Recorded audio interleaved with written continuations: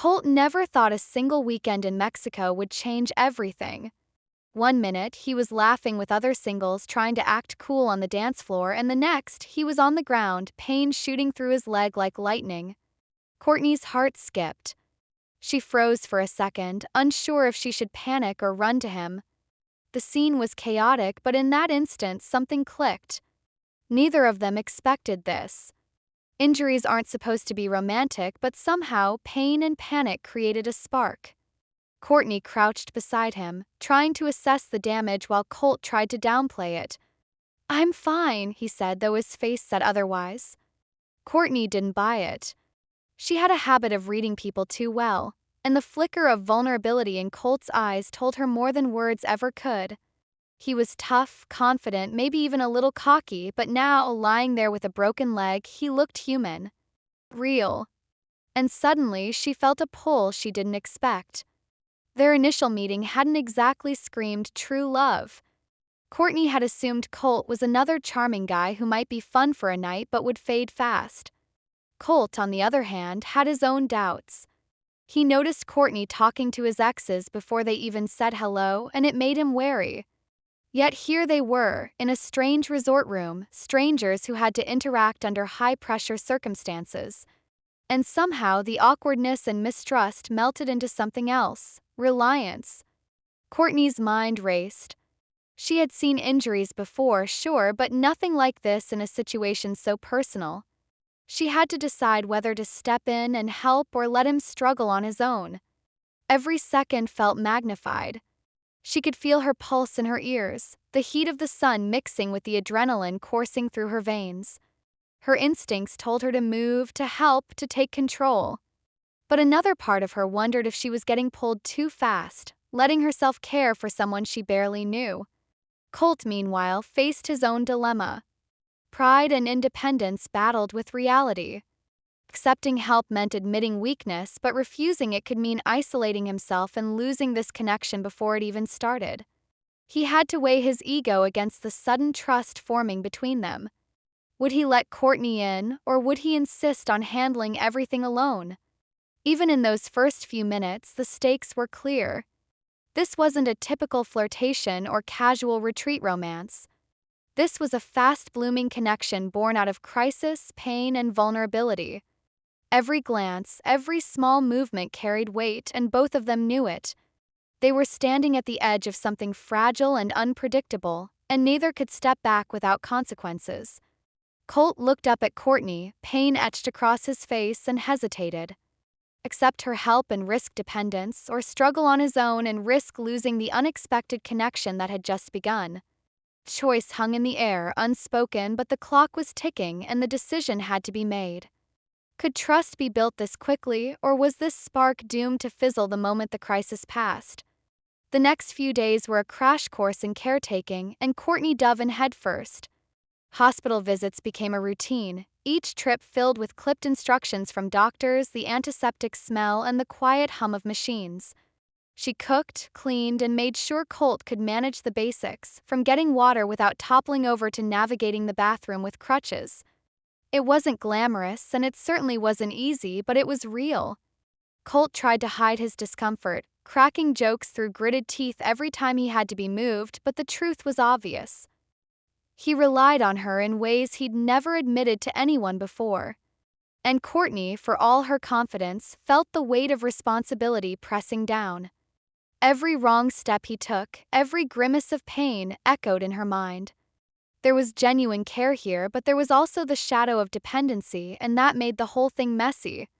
Tension came in unexpected forms. She tried to give him space, but space didn't exist when someone needed help to simply stand up. One moment, they'd be laughing at his clumsy attempts to walk down the hallway. The next, they'd be caught in silence as Cortney adjusted his pillows or applied ice to his swollen leg. Awkward moments stacked like bricks, some funny, some unbearably intimate. Their hands brushed, and every touch carried unspoken questions. How much was caring and how much was desire? Colt's gratitude weighed heavily on him. He felt guilty for needing so much, guilty for relying on someone he barely knew, and guilty for the spark he couldn't ignore. He tried to reassure Cortney with a joke, a smile, or a casual "thanks, you're the best," but inside a storm was brewing. The line between platonic support and emotional attachment blurred faster than either of them expected. Every small act of care intensified feelings neither had planned for. Humor became a lifeline. Cortney would roll her eyes when he groaned through simple tasks. He'd mock dramatic cries of pain, and laughter would ease the tension, but only briefly. Beneath the jokes, both sensed the gravity of what was happening. They were navigating a minefield of emotions, trying not to step on each other's boundaries while being forced into closeness by circumstance. Even as Colt recovered inch by inch, Cortney's mind churned. She questioned herself. Was his attachment genuine, or was it convenience disguised as connection? Was he grateful and affectionate because he liked her, or because he needed someone to help him through this recovery? The uncertainty gnawed at her, an invisible weight that made every laugh feel tentative, every touch loaded with possibility. Colt caught her staring once and asked if she was okay. She smiled, but inside she was thinking about what this relationship really was and where it could go once he was walking again. Every small interaction felt like a test, every shared meal a reminder that their connection was intense but fragile. Could a bond born from crisis survive when the dependency fades, or would the moment of vulnerability dissolve the connection entirely? Moving in with Cortney's parents should have felt simple, but for Colt it was a minefield. He wasn't just dealing with a broken leg. He was suddenly living in someone else's home, surrounded by rules he barely knew and being watched in ways he couldn't ignore. Every step he took down the hallway, every grunt of discomfort, seemed amplified under the gentle scrutiny of Cortney's mom and dad. They were warm, kind, and generous, but there was an unmistakable weight to their eyes, a silent question. Is he here to stay, or is this just temporary? Cortney tried to ease the tension, guiding him to his room, unpacking a few essentials, and giving subtle reminders about the household rules. "No touching the thermostat," her mom said lightly. "And make yourself comfortable without overstepping." Cortney laughed quietly, half out of amusement, half out of anxiety. She loved Colt, yes, but this was her family, and every decision now felt doubled in importance. She had to care for him without making it seem like she was undermining her parents' authority. Every affectionate glance or casual joke carried extra weight. Colt tried to adapt. He was grateful, of course, for the shelter and care, but there was a sting of guilt underneath. He hated feeling like a burden, hated that his presence meant Cortney had to navigate an invisible balancing act. He smiled, said thank you, and tried to keep his independence where he could, even if it meant fumbling through trivial tasks just to prove he wasn't helpless. Every meal, every chore, every step on the new shower setup reminded him he was relying heavily on a family that didn't owe him anything. Humor became a survival tool. He'd make light of his clumsiness, joking when he tripped over his crutches or mock his own overcautious movements. Cortney would roll her eyes, secretly relieved that laughter could ease the tension. Till, beneath the jokes, both were aware of the fragile social dance unfolding. Colt wanted to fit in, to be more than a temporary guest, and Cortney was silently worried whether her parents would ever fully accept him, or if he would remain under scrutiny until he healed and moved on. Their interactions were a mix of warmth, awkwardness, and emotional negotiation. Cortney made sure he was comfortable while also protecting her family's expectations. Colt tried to balance gratitude with pride, acceptance with independence. It was a delicate ecosystem of empathy and tension, where one wrong move could make him seem entitled or distant. Every shared meal, every hallway exchange, even the way he responded to small talk, became a subtle measure of his place in the household. And all the while, Cortney's mind spun with questions. Was Colt's affection real, or was it amplified by the temporary nature of his dependency? Could he feel genuine love when he was being cared for so completely, or was he simply adjusting to comfort and convenience? Each glance, each smile, each small act of kindness now carried a double meaning: love or obligation. Would her parents see Colt as a true partner, someone worthy of trust and permanence, or just a temporary guest riding out a broken leg situation? Just when life seemed to be settling into a routine, a shadow from the past appeared. Cortney couldn't shake the memory of flowers delivered to Colt during the Mexico retreat. Another woman. A gesture meant to charm or maybe to remind him she existed. The image replayed in her mind at odd moments. Him smiling politely as the front desk handed over the bouquet, the way he hadn't mentioned it at first. It was a small thing, but in Cortney's mind, small things mattered. They added up. Her trust, still fragile, wavered with every reminder of his past. She wondered if his affection for her was inflated by the crisis of his injury, or if he had a history of seeking attention and admiration from others while maintaining a perfect boyfriend image. Each text, each call, every glance at his phone became a potential minefield. She loved him, yes, but she couldn't ignore patterns that had hurt her before. The vulnerability of the moment made every insecurity sharper. Colt, on the other hand, felt exposed and defensive. He knew how it looked, and he regretted every small omission, every chance for misunderstanding. He wanted transparency, wanted to prove he was committed, but the situation was tricky. Past mistakes clung to him like a shadow, unfairly amplified in the glare of Cortney's anxieties. He explained, he reassured, he promised, but words alone couldn't erase history or the anxiety that grew from it. His challenge wasn't just to prove his devotion, it was to undo years of mistrust he didn't create in the first place. Tension between them became palpable. Cortney wanted to believe, but her mind kept circling possibilities she feared. Could he still be messaging other women, keeping old connections alive, enjoying attention she wasn't part of? Her questions weren't about control, they were about survival. Emotional survival in a relationship that had accelerated too fast, under pressure too intense to ignore. Every smile from Colt felt like both reassurance and potential deception. Even small gestures became weighted. A touch, a glance, a joke, they carried double meaning. Was he teasing because he felt comfortable, or was there a lingering playfulness meant for someone else? Colt's own frustration grew. He loved her. He wanted her. He wanted to be trustworthy, but the constant scrutiny made him second-guess his own actions. His gratitude for her care tangled with guilt for not fully anticipating the emotional aftermath of his past. As the days went on, both felt the strain of unresolved histories colliding with present needs.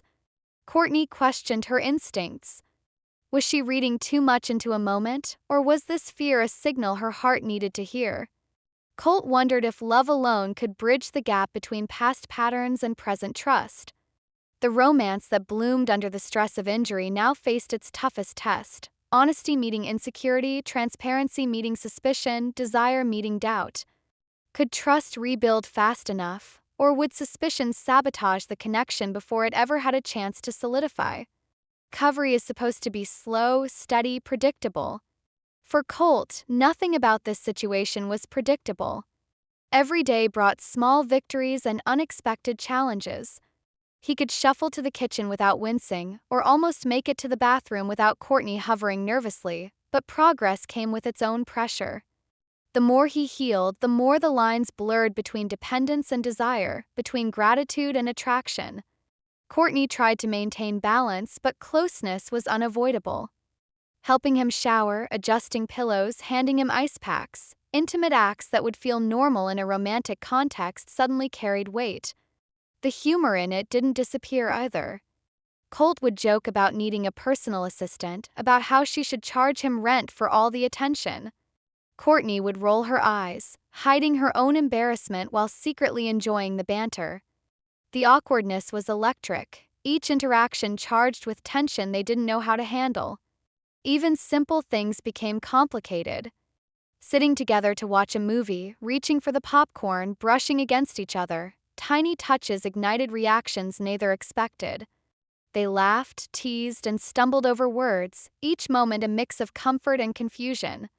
It was exhausting, thrilling, and terrifying all at once. They were learning each other's boundaries while testing limits, discovering what felt right in a situation that was anything but ordinary.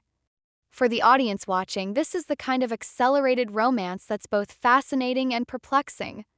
Fast-tracked relationships can feel intense because the usual steps, dates, conversations, shared experiences, are compressed into crises and emergencies. Every moment of vulnerability is amplified. Trust is tested constantly, and emotions spike higher than they would in normal circumstances. Cortney and Colt are not just navigating love, they're navigating the emotional equivalent of running a marathon on a tightrope. Colt wrestled with his own feelings. Gratitude, guilt, and attraction swirled together, creating a confusing mix he didn't have a manual for. Was he feeling love or just relief and comfort after weeks of dependence? Each joke he cracked, each reassuring touch, carried double meaning in his mind.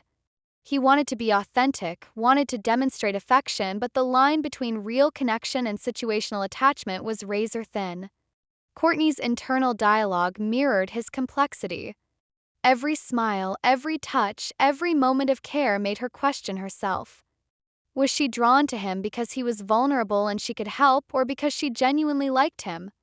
Were her feelings inflated by the intensity of crisis, or were they real enough to survive once life returned to normal? Every day, every gesture felt loaded, as though a single misstep could unravel all the progress they'd made. They joked about the absurdity of their closeness, but beneath the laughter lingered an unspoken tension. Emotional vulnerability collided with physical intimacy in ways that were thrilling and terrifying at the same time.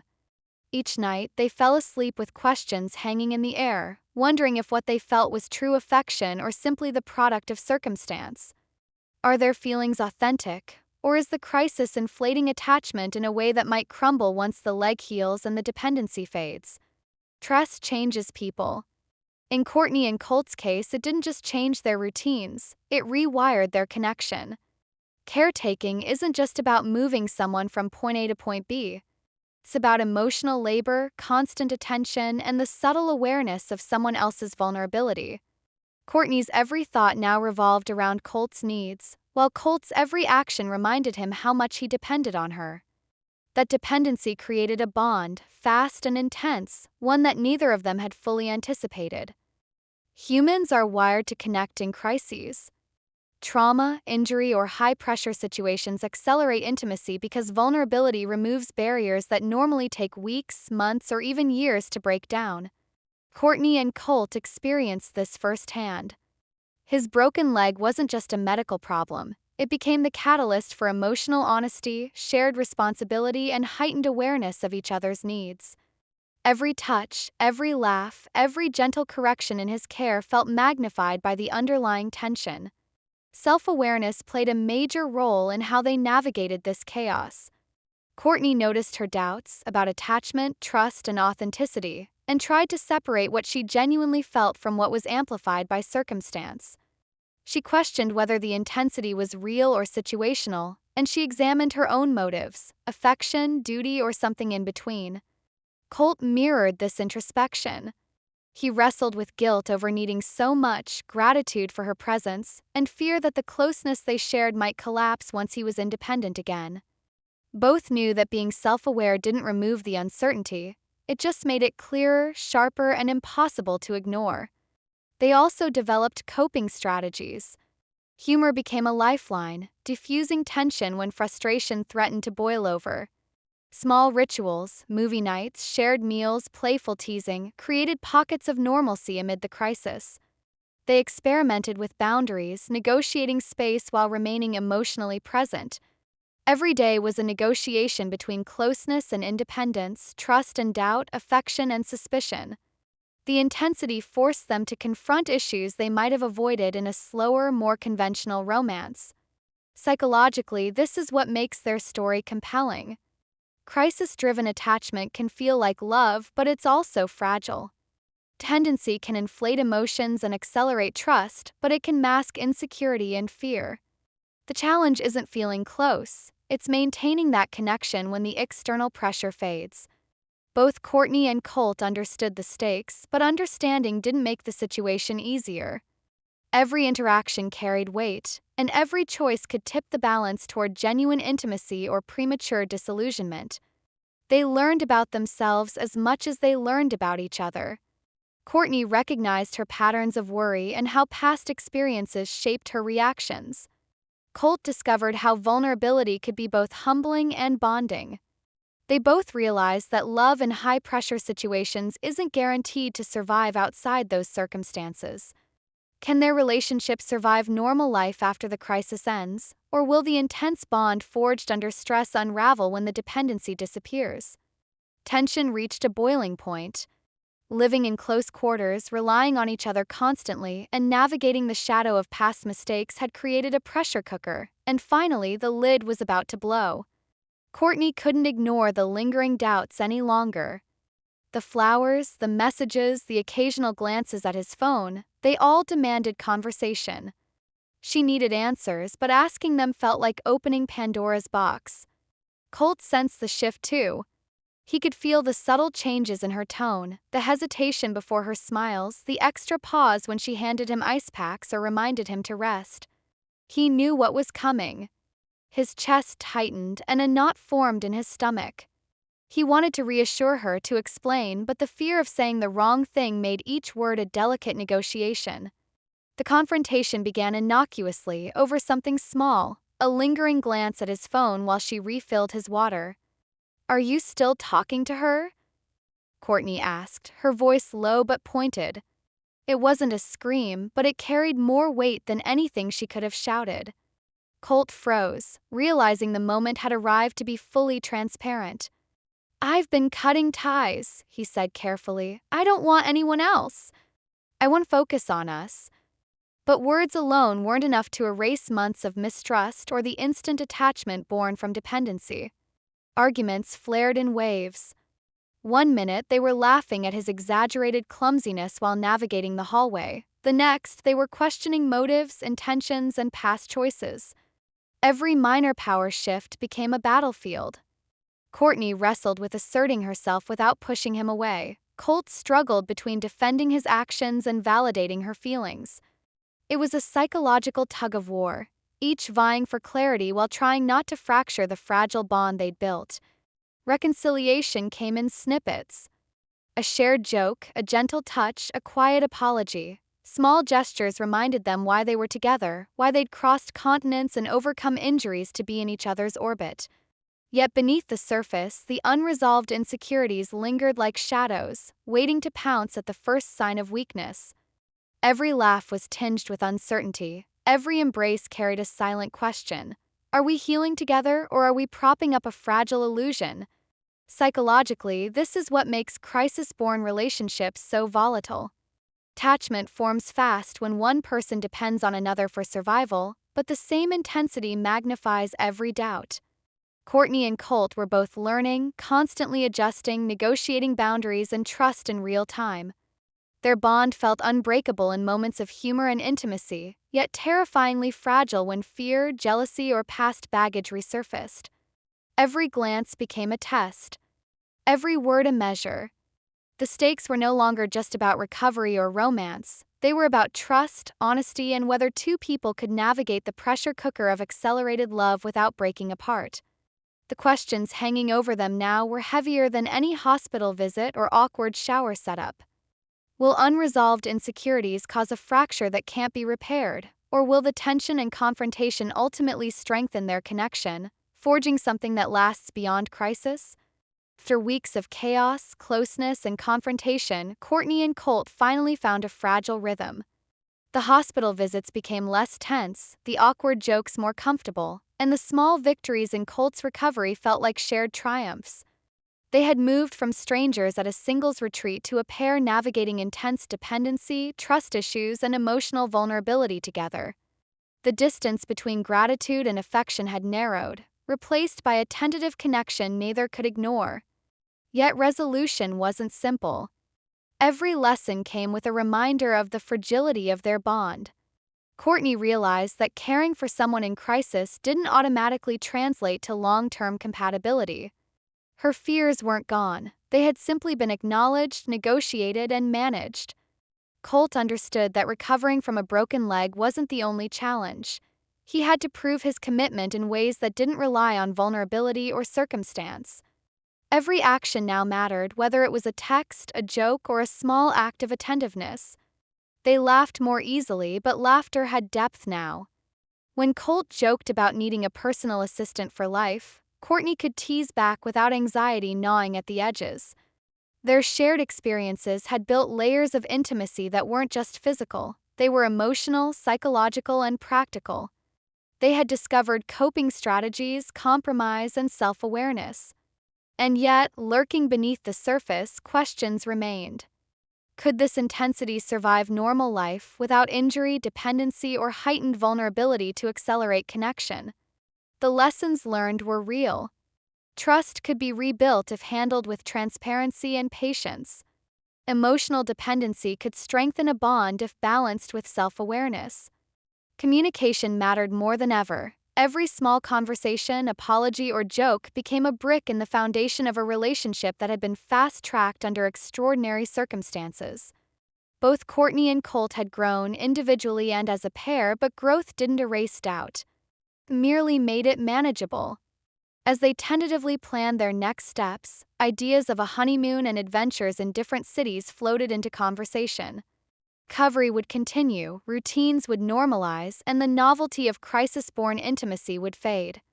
The challenge now was living in reality, outside the protective bubble created by injury, caretaking, and shared tension. Could their love survive when the stakes became mundane, when dependency was no longer a constant presence, and when distractions, obligations, and everyday life tested them? Even in these quieter moments, a subtle thrill remained. The jokes, the glances, the touch of a hand on a crutch or a shoulder, all hinted at a connection forged in extreme circumstances but resilient enough to face normalcy. They had survived immediate crisis, but the future was still an open question, a cliffhanger in its own right. Every viewer watching could sense the unspoken tension. Love that had bloomed under pressure might either deepen into something lasting or unravel when the crisis faded. Will their bond endure life beyond the injury, beyond dependency, and beyond the accelerated emotions that brought them together? Or will reality reveal cracks too deep to ignore?